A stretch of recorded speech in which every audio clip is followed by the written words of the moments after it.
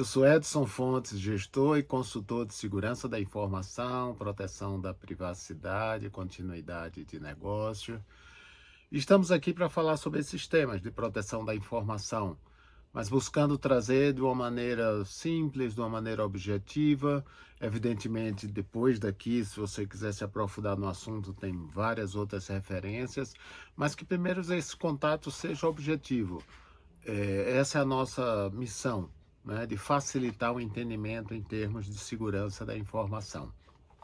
Hoje nós vamos falar sobre a questão da inteligência artificial, mas não desse oba-oba da inteligência artificial, o que é que vai acontecer. Eu vou falar no aspecto da questão da segurança da informação e proteção da informação.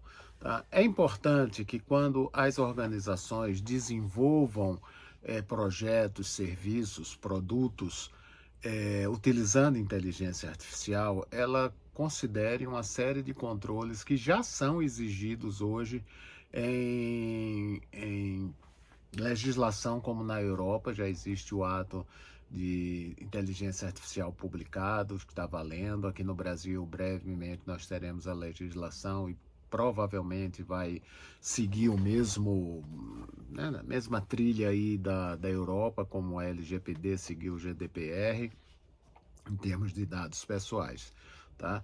Então, a questão é, quando se desenvolve produtos, serviços para clientes, para né, internamente mesmo assim, mas utilizando dados, é necessário ter algumas considerações em termos do uso e do tratamento da informação.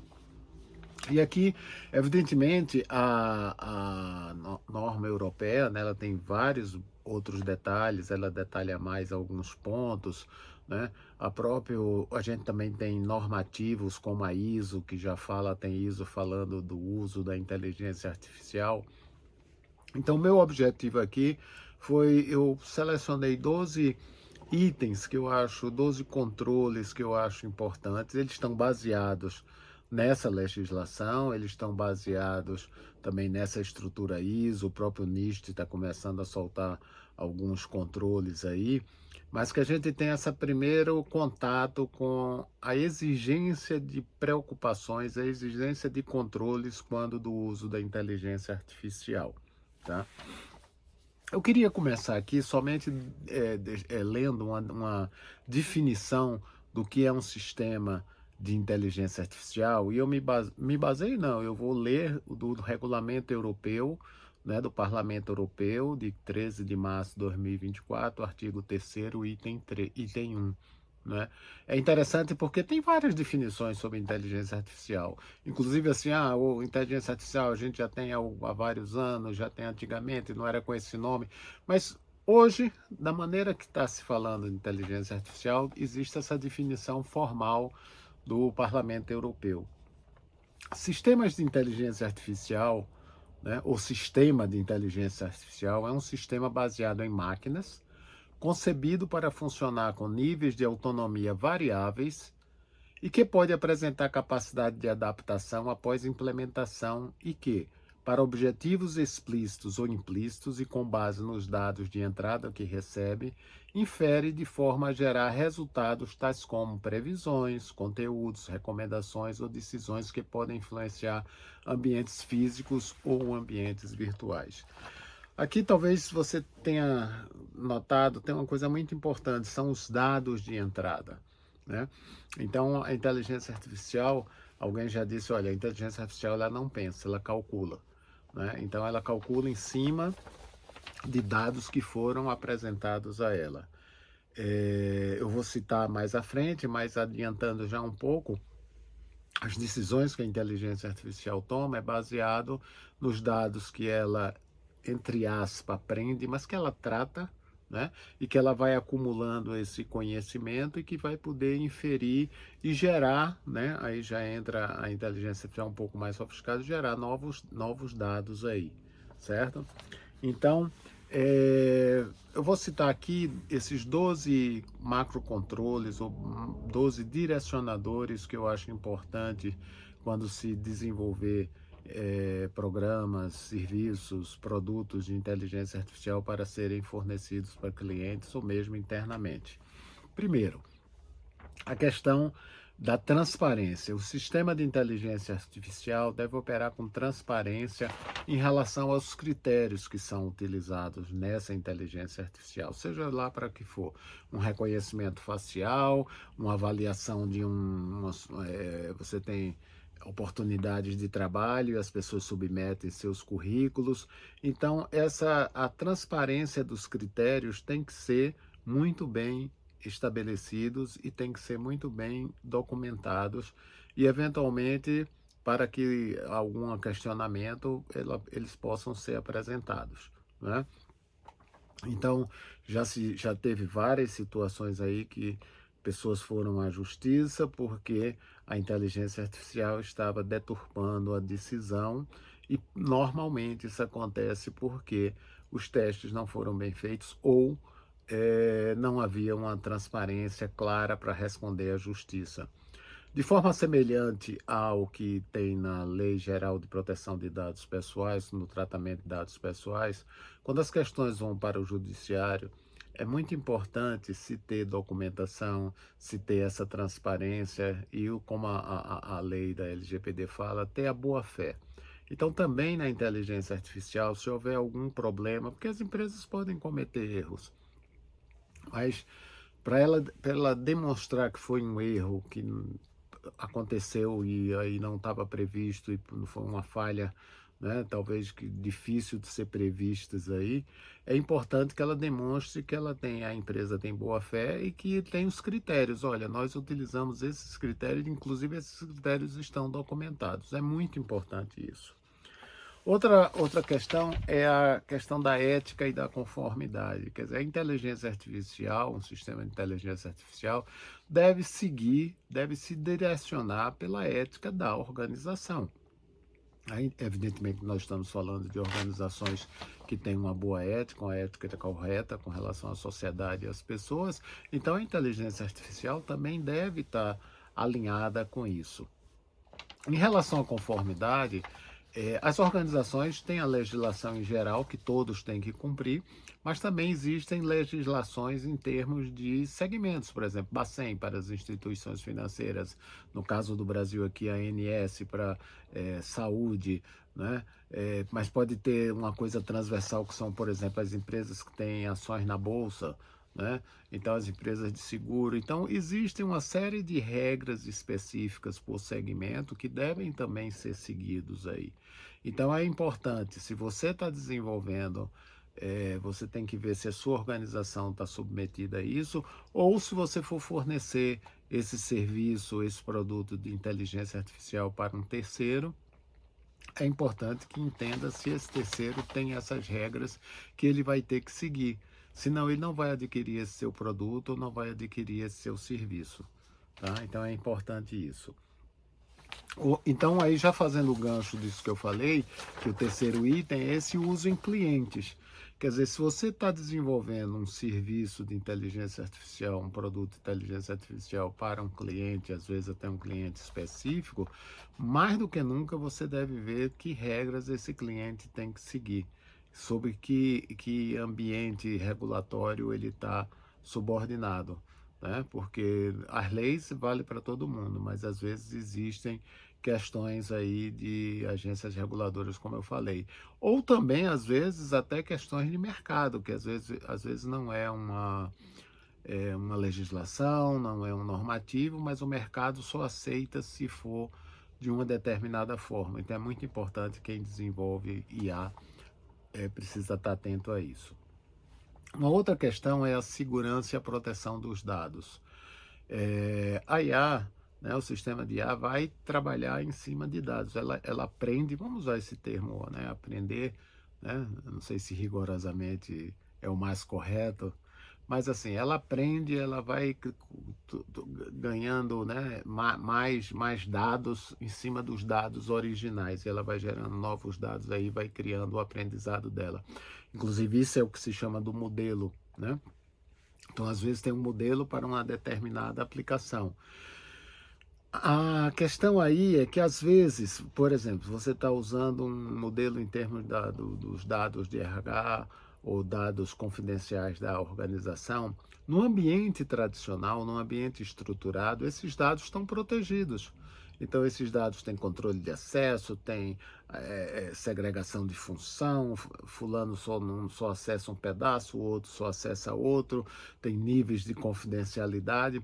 Porém, muitas vezes, quando vai se utilizar esses dados no ambiente da inteligência artificial, esses controles não são seguidos, não são rígidos. Então, de repente, então, informações confidenciais ou informações críticas para a organização vão poder ser acessadas até por uma questão de falha, de erro, né, de não ter existir esse controle, por pessoas não autorizadas.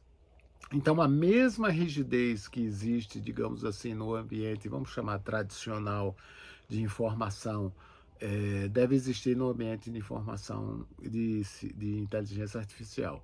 E essa informação, né, você tem a questão legal, por exemplo, pensando na questão de dados pessoais, mas também tem, às vezes, uma questão estratégica da empresa, quer dizer, um planejamento estratégico. Ele não tem nenhuma lei que proteja ele. A própria empresa que quer proteger esse planejamento estratégico para que os concorrentes não saibam. Se por acaso houver uma falha, né, e aqui para nós uma falha ainda grande, de repente o ambiente de inteligência artificial ainda não está totalmente controlado e na ânsia de correr contra o tempo são feitos testes no ambiente público, vamos chamar assim, de inteligência artificial, dados confidenciais da empresa vão vazar, porque eles vão servir para o aprendizado do mundo inteiro, né? Então, é muito importante ter essa preocupação com a confidencialidade dos dados que estão sendo tratados.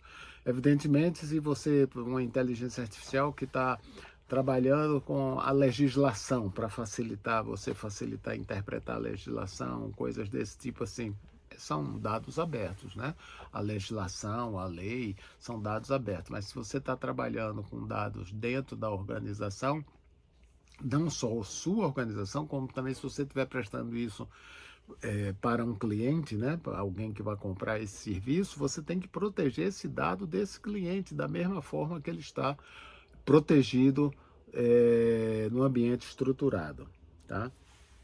Uma outra questão é que, como a inteligência artificial é um ambiente de informação, né, é uma grande ferramenta aí, para nós avaliarmos os riscos, os erros, as ameaças, nós precisamos fazer uma gestão de riscos.